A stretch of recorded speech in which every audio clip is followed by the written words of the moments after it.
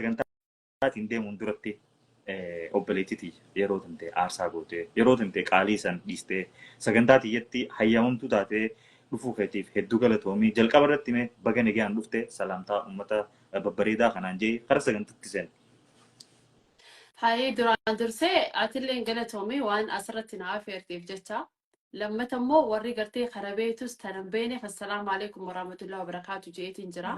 Talammadattillee uummata qaqqaalii jettee reefuun tan akkaati jetteetti dhugaadha. Warri teelegiraamaa kuni maal isa Instagram yaa I'm sorry. Uummanni Instagramaa kuni sabrii qaba jechuudha. Maaliif yaa uummata TikTok irratti naagare sabriin qabanii michiin akka nama michiin dheefi fi gangadda keessa I'm sorry.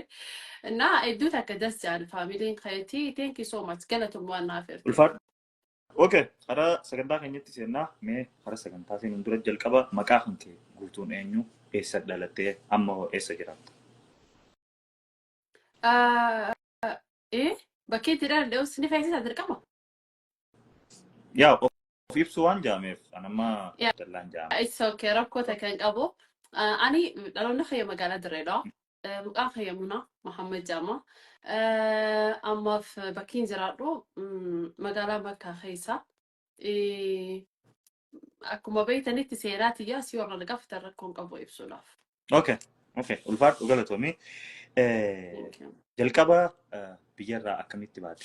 Fakkeenyaaf bara kan baate xayyaaraan immoo karaa baharaa akkuma baqattoota kaanitti Makkaa seenuu dandeesse haala kamiin karaa kanarratti maaltu si mudatame?